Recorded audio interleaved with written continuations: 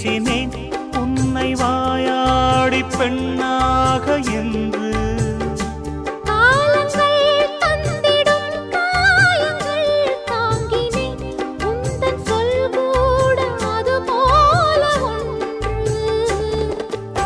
பூந்தோகையே சொன்ன என் வார்த்தையே உன்னை அறியாமல் நான் சொன்ன மொழிதான்.